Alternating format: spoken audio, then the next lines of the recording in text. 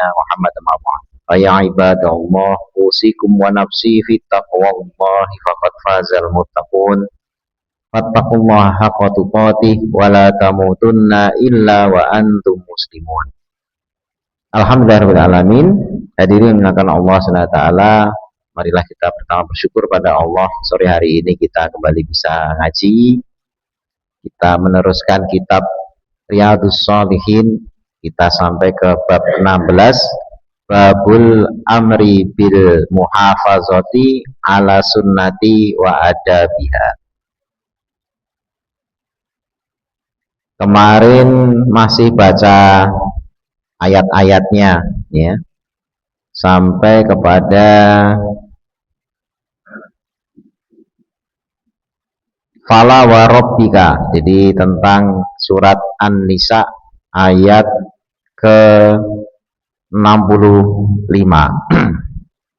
tentang perselisihan antara sahabat yang kemudian diadili atau dihakimi oleh Rasulullah SAW, tapi ada di antara kedua sahabat itu yang agak enggan gitu ya, agak nolak, tapi kemudian ditegur dengan ayat ini.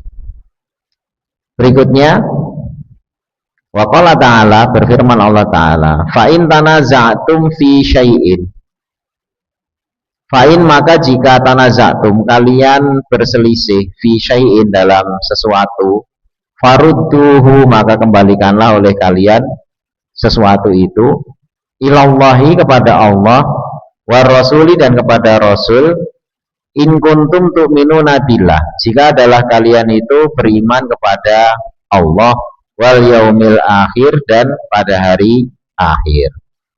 Surat An-Nisa ayat 59. Tanaza'tum itu ikhtalaftum, jika kalian berselisih. Ya, jadi kalau ada perselisihan itu dikembalikan kepada Allah dan Rasul, sebagaimana di hadis yang nanti kita juga pelajari, Rasulullah SAW itu berdiskusi, bertanya jawab gitu kepada Mu'adz bin Jabal. Jadi ketika itu Mu'adz bin Jabal ditanya, kalau ada perkara kamu mengambil dalilnya dari mana? Ya di kitabullah. Kemudian apa? Kemudian dari sunnah. Ya, kemudian kalau nggak didapati di duanya, gitu ya, ya dengan istihad. Gitu kan? Istihad artinya tetap menggunakan landasan Quran dan sunnah di dalam pengambilan ijtihad tersebut. Nah, jadi mengembalikan kepada Allah dan Rasulnya itu dengan metode-metode. Karena ketika kita membaca dalil, ya, dalil tersebut itu diambil makna dan tujuannya, yang kemudian polanya itu akan digunakan untuk menentukan kasus-kasus yang serupa. Nah, makanya ulama mazhab itu ketika baca hadis, ya, kesimpulannya apa? Oh ini, oh ini, oh ini. Nah, dari kesimpulan-kesimpulan yang ada itu menghasilkan metode. Nah, metode itu yang kemudian kita kenal dengan istilah usul fikih. Ya, usul fikih. Usul fikih itu misalnya kenapa kok dalam satu hadis itu Rasul memutuskan bahwasanya ini keputusannya adalah A.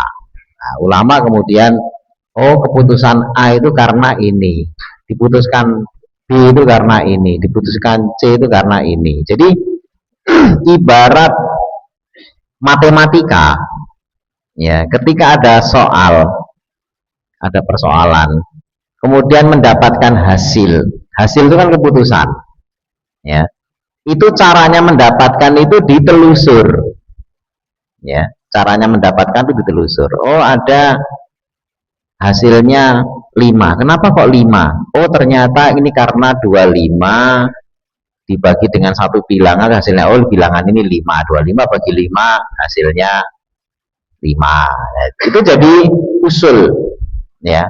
Nah, ini akan diterapkan kepada dalil-dalil lain, ya. Dan ketika ini diterapkan itu bisa, oh ternyata Di dalil yang ini 25 bagi 5 itu sama 25. Di sini 25 bagi 5 itu sama juga. Hasilnya 5. Yang ini juga. Jadi disitulah akhirnya usul fikih ini diterima karena bisa diterapkan di banyak riwayat ya, yang berbeda-beda sehingga menjadi semacam rumus. Oh, kalau 25 bagi 5 itu ditelusur begini hasilnya 5, jadi rumus. Nah, jadi usul fikih inilah yang kemudian menjadi penopang dari pendapat-pendapat imam mazhab. Kadang-kadang satu hasil itu ketika dijumpai, misalnya kita dapat rumus nih di dalam satu hadis, ada rumusnya, tapi diterapkan di tempat lain nggak jalan, maka ini tidak jadi usul. Ya, misalnya gini, ada usul kaidah di mana kalau yang dijalani Rasul itu yaitu mustahab, disukai untuk dikerjakan.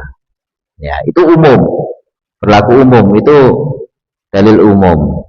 Nah, kemudian ada kejadian begini. Ketika Rasulullah SAW itu melakukan yang namanya tawaf ketika haji, ya, beliau tawaf itu naik onta atau jalan kaki. Ketika haji wada, naik onta. Ya, Nabi itu tidak sakit. Waktu itu beliau tidak sakit, tidak dalam keadaan ada uzur. Ya, tapi beliau ketika haji itu tawafnya itu naik onta. Sahabat-sahabat berjalan kaki. Nah, peristiwa ini mesti akan menghasilkan hukum. Ya, mesti akan menghasilkan apa? Hukum. Hanya masalahnya hukum ini harus bisa diterapkan di dalil-dalil lain. Keputusan hukumnya, rumusnya, rumus hukumnya atau usul fikihnya. Dan ini harus hati-hati karena salah menerapkan usul, ya, itu nanti berantakan. Ya. Kalau kita mengambil misalnya usul, oh yang ngerjakan Rasul, maka wajib dicontoh.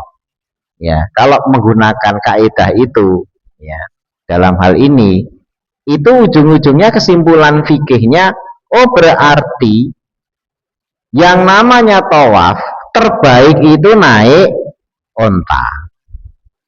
Ya, terbaik itu naik apa? Onta. Menurut urutan usul fikihnya gitu kan, karena Nabi tidak ada uzur, tidak ada ini, beliau naik onta, tidak jalan, sahabat-sahabat yang jalan gitu ya. Kalau berdasarkan usul yang tadi itu, ini sahabat jalan, Nabi naik onta, berarti paling bagus niru sahabat apa Nabi? Ya, dalam kaitan secara hukum umum niru Nabi lebih cocok. Kalau terjadi begitu kesimpulan hukumnya, mesti jamaah haji sekarang itu desek-desekannya bukan orang, tapi apa? Naik onta. Balapan naik onta semua. Karena ngambil dalil-dalilnya, oh, Nabi aja naik onta. Ya, Nabi nggak sakit. Nah, makanya harus hati-hati mengambil kesimpulan usul.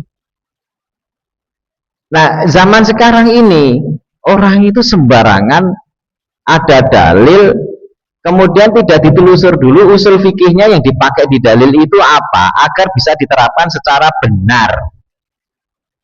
Ya, jadi ini dalilnya jelas, Nabi begini, itu kan loh, mengembalikan kepada Allah dan Rasulnya itu tidak terus kemudian ada dalil bunyinya jelas, akhirnya dicari dulu usul fikihnya itu apa, ya, dicari landasan dalil-dalil yang lain, apakah rumus usulnya itu bisa diterapkan. Gitu kan. Karena kalau enggak, semua dalil yang ada di dalam syariat ini saling berhubungan yang kemudian menghasilkan rumus yang saling menguatkan. Ya.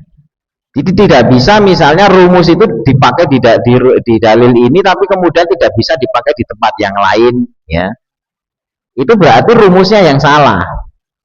Ya, berarti rumusnya yang salah atau usul fikihnya yang keliru atau keliru di dalam menetapkan usul fikihnya gitu kan. Nah, makanya mengembalikan kepada Allah dan Rasulnya itu orang harus menguasai ilmu alat yang lengkap. Dalam hal ini usul fikihnya harus bagus dan mengetahui usul fikih yang bagus yang lengkap biar tidak bertabrakan dengan dalil-dalil yang lain. Itu harus menguasai sekian ribu hadis dengan kesimpulan usul fikihnya. Karena kalau kita hanya menjumpai satu hadis saja yang tadi di apa namanya disebutkan Nabi itu tawaf naik onta, sahabat jalan kaki, padahal Nabi nggak sakit, tidak sedang ada uzur dan lain sebagainya.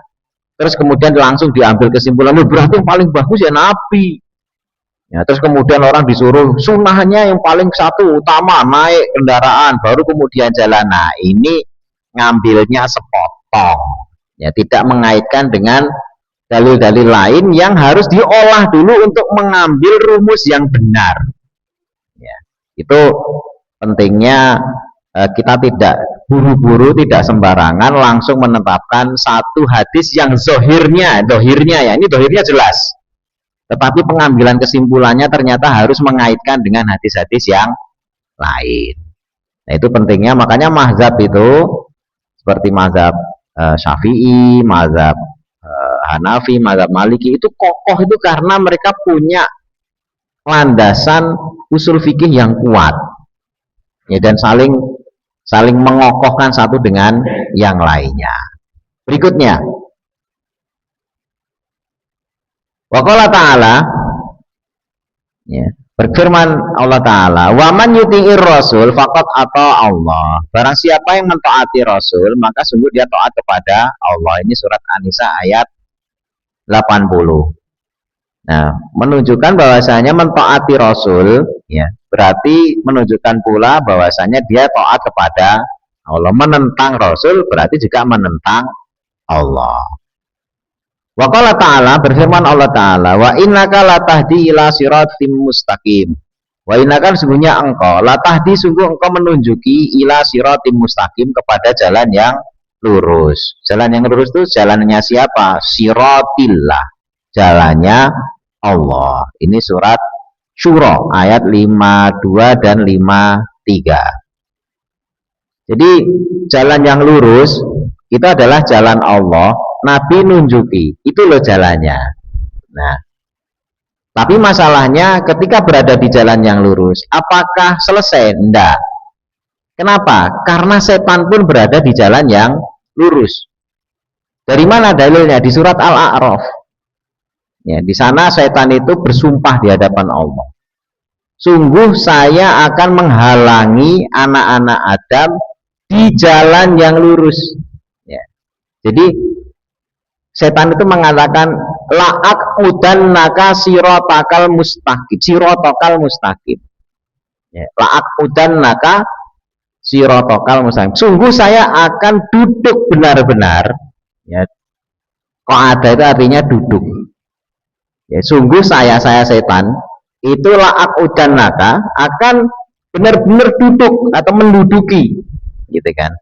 Itu sirotokal mustaqim, di jalan yang lurus ini. Tapi duduknya setan di jalan yang lurus gunanya untuk apa? Menghalangi orang-orang yang beriman untuk tetap berada di jalan yang lurus.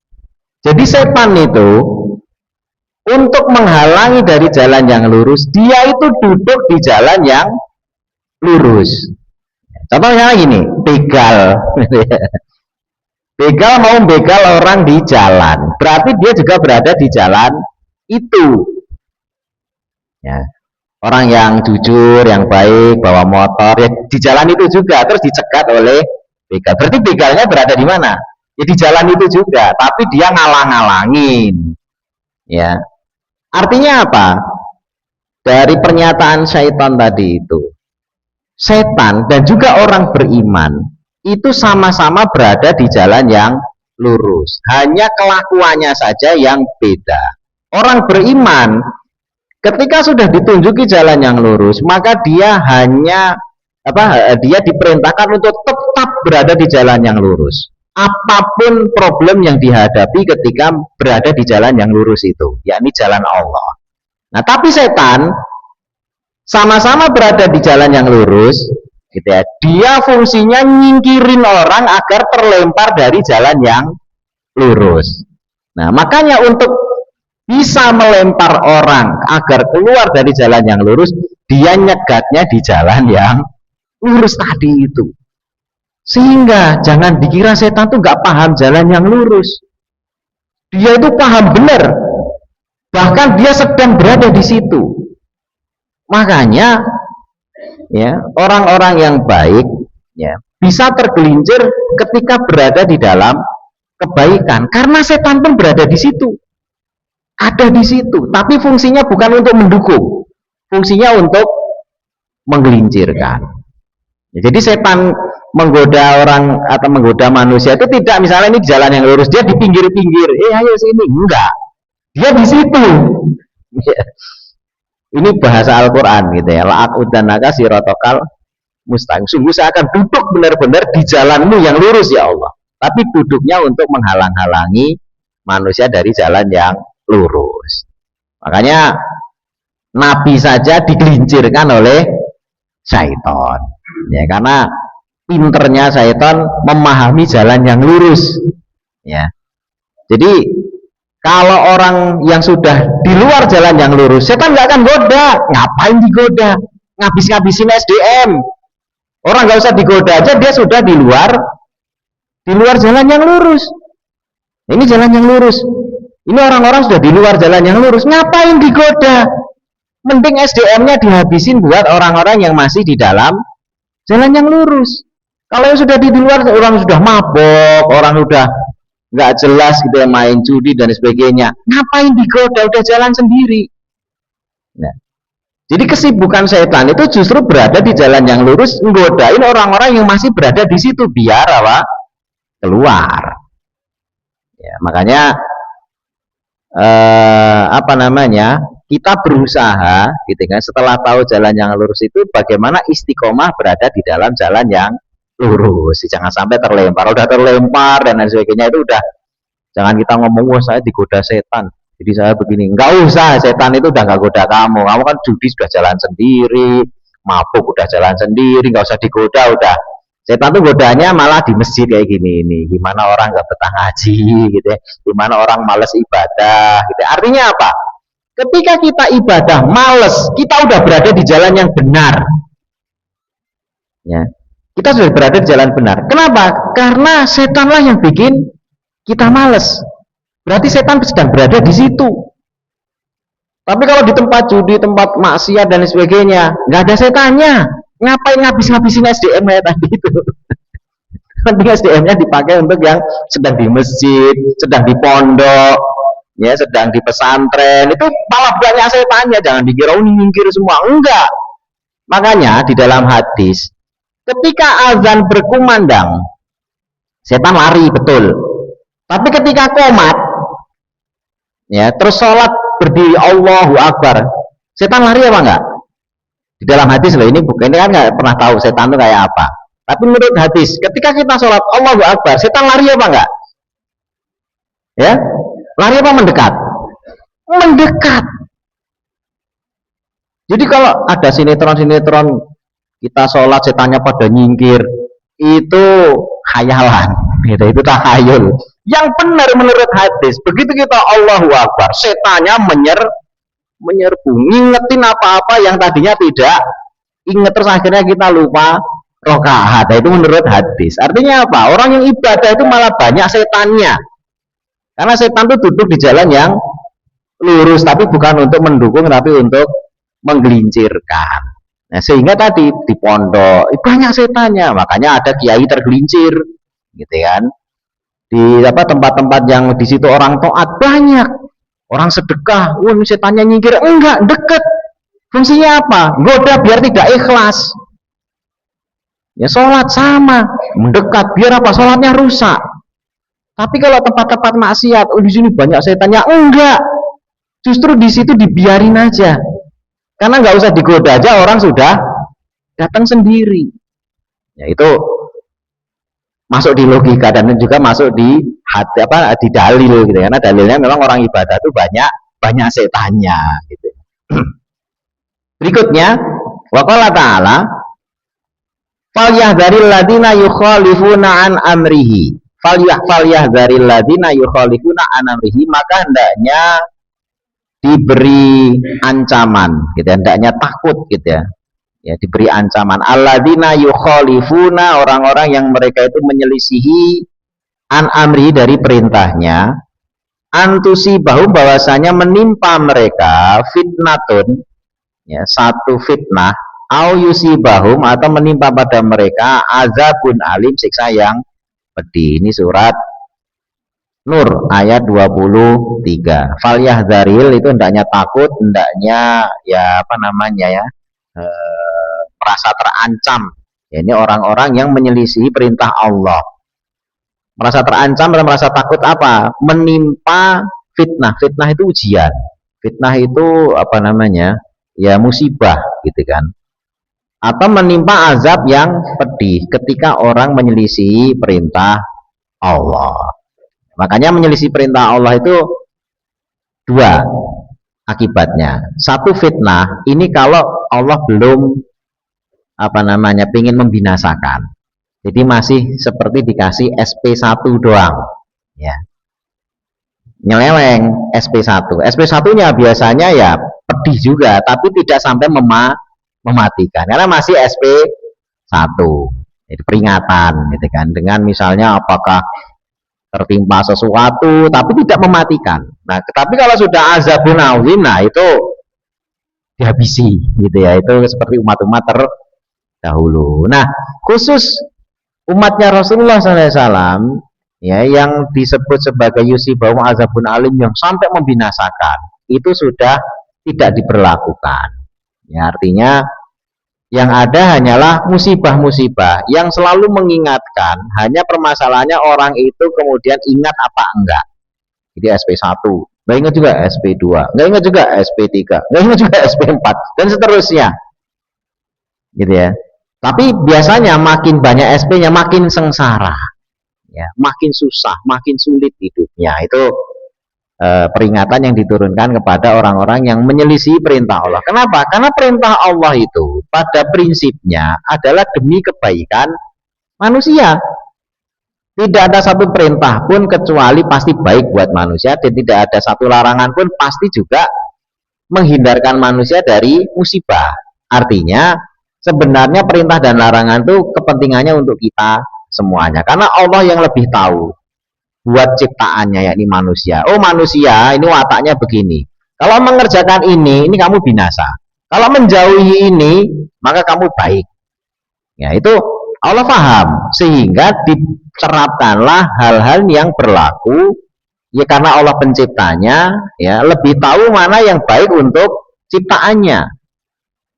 Nah, sehingga pantas kalau orang itu menyelesaikan perintah Allah, hendaknya dia khawatir jangan-jangan nanti tertimpa fitnah atau tertimpa siksa yang pedih, karena memang sudah dari sejak awal ciptaan ini sudah didesain seperti itu ya. Orang misalnya ya, kemarin kita bahas kisah Nabi Lut, harusnya laki-laki senang sama perempuan, perempuan senang sama laki-laki, tiba-tiba nyeleweng ya, laki-laki sama laki-laki, perempuan sama perempuan gitu kan. Ya, tadinya dianggap wah ini kan gaya hidup bebas ini begini. Nah, sekarang ini udah mulai dirasa di Australia itu sudah mulai ada demo-demo. Kenapa? Karena pertama, yang nikah saja itu nggak mau punya anak. Yang nikah maksudnya laki perempuan, gitu kan. Akhirnya apa? Imigran pada datang. Imigran dari Asia itu makanya di Australia udah mulai orang Indonesia, orang Cina, orang Vietnam, orang mana ada udah penuh imigran. Perdana Menterinya udah beberapa kali ganti-ganti, pusing gitu ngurusin masalah imigran. Nah, akhirnya salah satu yang kemudian kadang-kadang jadi program itu, ayo nikah punya anak gitu kan. Nah, ternyata gaya hidup warganya mulai melenceng, laki seneng sama laki, perempuan sama perempuan. Kemarin ada demo, kita basmi itu orang LGBT itu. Kenapa? Bikin penduduk nggak banyak gitu kan. Yang ingin nikah saja laki sama perempuan, nggak mau punya anak, gimana yang laki sama laki, perempuan sama perempuan gitu kan. Jadi bikin Ini lama-lama kita punah ini. Iya jelas. Itu kan laki sama laki, perempuan sama perempuan, manusia punah. Kalau itu dituruti, ya itu Allah Maha tahu. Sebenarnya manusia juga tahu, nggak usah apa ya Allah Maha tahu, manusia juga tahu gitu ya. Kalau itu dituruti punah itu. Ya makanya itu nggak bisa, itu nggak masuk akal. Di Indonesia masih dianggap kelainan jiwa. Itu hal-hal yang kalau menyelisih Allah itu mesti akan ada fitnah, ya ujian, dan juga akan azab yang pedih. Ini satu kaum itu bisa binasa. Binasanya gara-gara nggak ada keturunan yang dilahirkan gitu ya. Orang nikah laki perempuan aja takut punya anak, gimana laki sama laki, sama perempuan disahkan lagi oleh pemerintah. Itu saat ini sudah mulai ada demo-demo seperti itu. Artinya nalarnya ternyata jalan juga. Walaupun Australia itu salah satu negara yang menerapkan, mari kita udah bahas ya, di paspor itu ada gender laki, ada gender perempuan, dan juga ada gender yang ketiga. Jadi kita disuruh milih mau gender yang mana, laki boleh, perempuan boleh, sama yang gender ketiga. Gitu. Ini saking nyelewengnya gitu ya. Berikutnya yang terakhir, waqala ta'ala waskur nama yutla fi buyutikun min ayatillah wal hikmah. Waskurna, dan hendaknya kalian berzikir, ini perempuan ya, kepada perempuan. Ini maksudnya adalah para istri Nabi. Hendaknya kalian berzikir atau menyebut apa yang yutla dibacakan fi buyutikun, di dalam rumah-rumah kalian, min ayatillah, dari ayat-ayat Allah, wal hikmah, dan hikmah. Terkait sama babnya, ayatillah ini maksudnya ayat-ayat Allah, hikmah ini adalah sunnah-sunnah Nabi.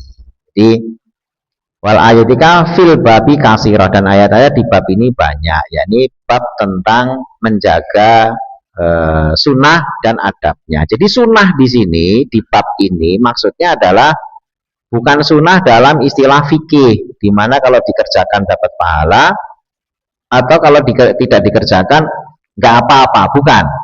Adab menjaga sunnah itu maksudnya adalah adab menjaga kitabullah dan juga hadis-hadis Rasulullah. Jadi sunnah itu dibangun di atas kitabullah dan hadis-hadis Rasulullah. Nah itu disebut sebagai as-sunnah, bukan sunnah dalam istilah fikih. Karena fikih itu ada ahkamul khamsah, hukum yang 5, wajib, sunnah, mubah, gitu ya. Apalagi yang 2, makruh, apalagi, haram ya. Jadi ini ahkamul khamsah, ya, ahkamul khamsah. Nah itu tidak membahas itu di bab ini. Kemudian hadis-hadisnya, wa ammal ahadis fal awal, maka yang awal, an Abi Hurairah radhiyallahu anhu, dari Abu Hurairah radhiyallahu anhu, an Nabi sallallahu alaihi wasallam, qala, beliau bersabda, da'uni ma taraktukum, da'uni, biarkanlah aku, ma taraktukum, apa yang aku diamkan atas kalian. Inama, sesungguhnya tiada lain, ahlaka, telah binasa, man kana qablakum, orang-orang yang sebelum kalian, itu kasratu su'alihim, karena banyaknya pertanyaan mereka, waqtilafuhum ala anbiyaihim, dan perselisihan mereka atas nabi-nabi mereka. Fa'idha nahaitukum, maka apabila aku melarang kalian, an syai'in, dari sesuatu, fajtanibuhu, maka hendaknya kalian menjauhinya. Wa idza amartukum, dan apabila aku merintah kalian, bi amrin, dengan satu perintah, fa'tu minhu, maka datangkanlah perintah tersebut, mastata'tum, semampu kalian. Muttafaqun alaih. Nah ini tentang da'uni ma taraktukum, biarkanlah aku atas apa yang aku diamkan atas kalian. Taraktu itu ya aku tinggalkan, maksudnya nggak dibahas terlalu mendalam. Jadi ada hal-hal yang oleh syariat itu tidak dijelaskan secara utuh atau didiamkan saja. Itu nggak usah ditanya terlalu detail. Karena ada ketika ini ada satu riwayat ya, yakni ketika turunnya kewajiban haji. Haji itu kemudian jadi apa namanya, satu kewajiban, ayatnya turun. Terus sahabat nanya, ya Rasul, apakah setiap tahun? Nah ini pertanyaan yang bikin celaka kayak gini ini gitu. Apakah setiap tahun gitu didiamkan oleh Nabi? Karena gak dijawab kan nanya lagi. Ya Nabi, apakah setiap tahun gitu kan? Gitu kan. Ya didiamkan juga. Terakhir kemudian Nabi apakah setiap tahun? Nah, maka Nabi bersabda ini gitu kan. Udahlah, yang tidak disebutkan oleh Allah, apakah setiap tahun, apa setiap bulan, apa berapa kali sebagainya, udah nggak usah diulang-ulik. Ya, karena kalau dijawab kalian yang berat. Ya, karena yang binasa dari umat terdahulu itu gara-gara perilaku yang kayak gitu itu. Ya, kalau sudah diwajibkan aja udah kerjakan saja. Apakah setiap tahun itu nanti kalau dijawab sama Allah celaka kalian? Ya, seumur hidup sekali aja kita ngantrinya nggak karu-karuan, gimana kalau setiap tahun? Gitu kan? Ini sama dengan Bani Israel. Ketika diperintah, ya, sembelihlah kalian sapi betina. Sebenarnya kalau langsung dikerjakan itu mudah. Cari aja sapi betina apapun warnanya, apapun umurnya, yang penting sapinya betina. Tapi gara-gara mereka kemudian nanya, ya Allah, tanyakan Musa, sapinya ini gimana? Warnanya apa? Gitu kan. Wah, jadi akhirnya warnanya disebut. Terus umurnya berapa? Disebut umur. Jadi akhirnya malah susah. Orang tadinya cuma sapi betina kan berarti kan tidak ada syarat. Syaratnya cuma sapi, terus betina. Tapi gara-gara nanya akhirnya syaratnya jadi banyak. Yang warnanya gini, yang umurnya segini, yang belum pernah dipakai untuk bajak, yang nggak tua-tua banget, nggak muda-muda banget. Waduh, ini nambah nggak karu-karuan gitu kan.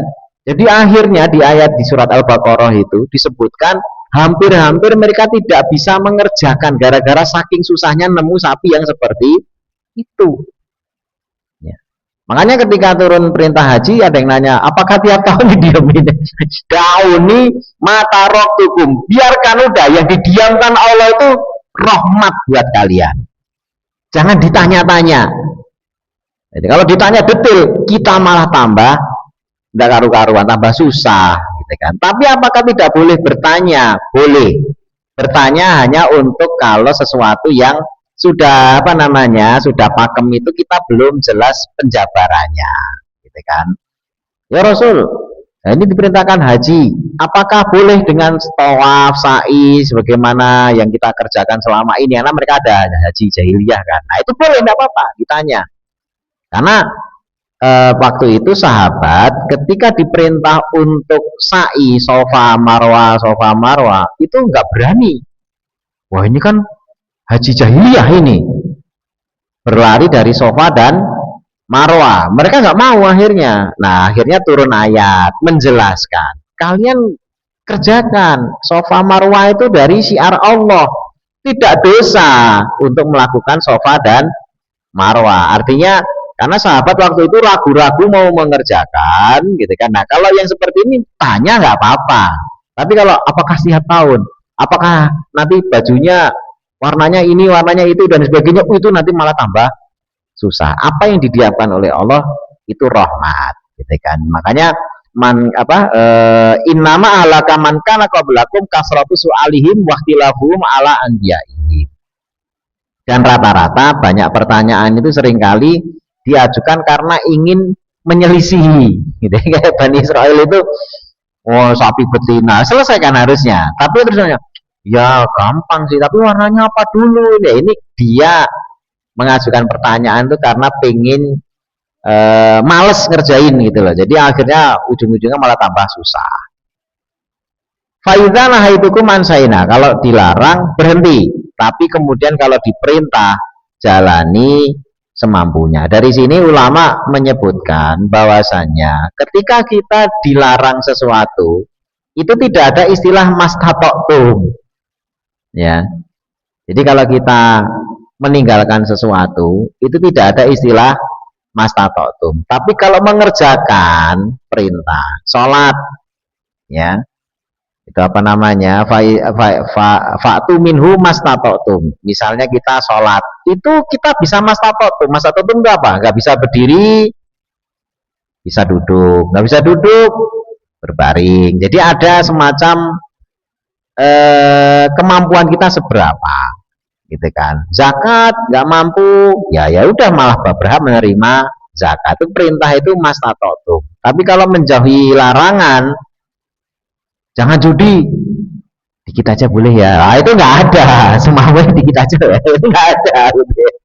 Nah, mabok gitu kan, oh saya biasanya sebotol setengah aja ya, gitu ya. Lah itu nggak ada gitu, tinggalin, gitu kan. Walaupun misalnya ya karena kalau langsung meninggalkan itu berat dan sebagainya, bertahap ya, bertahap itu dalam artian dalam rangka meninggalkan itu oke-oke saja, tapi bukan berarti kemudian itu dibolehkan. Dari dalam artian saya tadinya sebotol terus jadi setengah, jadi boleh ya, nggak boleh ya, cuma nanti saya meninggalin deh, terserah. Tapi intinya setengah botol pun itu haram, tidak berubah jadi boleh hanya karena masih proses meninggalkan. Hanya mungkin bedanya adalah dosanya apa namanya lebih lebih ringan, gitu kan, karena jumlah yang dia lakukan itu lebih kecil juga, tapi hukumnya tetap haram.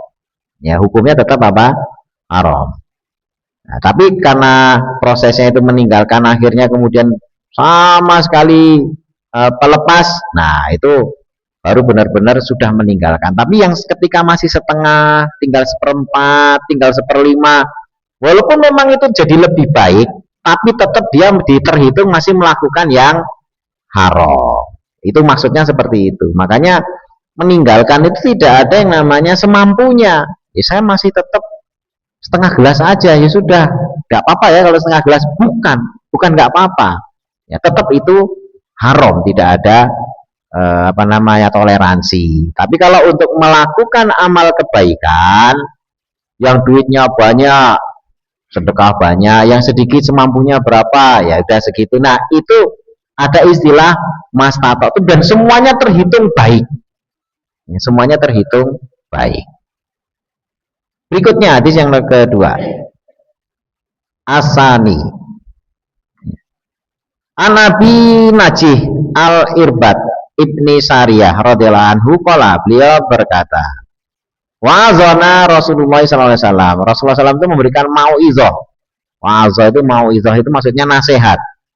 Ya, Rasulullah memberikan nasihat kepada kami, mauizatan balighah, dengan nasihat yang nancep. Ya, balighah itu yang nasihat yang nyampe benar, yang nancep benar. Wajilat minha al-qulub, yang kemudian bergetar dengannya itu hati-hati. Jadi hati para sahabat jadi bergetar dengan mauizah tersebut.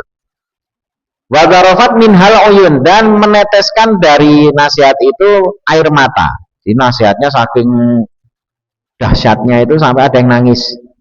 Fakulna, maka para sahabat bertanya, ya Rasulullah, wahai Rasulullah, kanaha mau'idatun muwaddain, mau'idatu muwaddin. Ya Rasulullah, seakan-akan ini adalah mau'idah perpisahan atau nasihat wada, itu perpisahan. Muwaddin.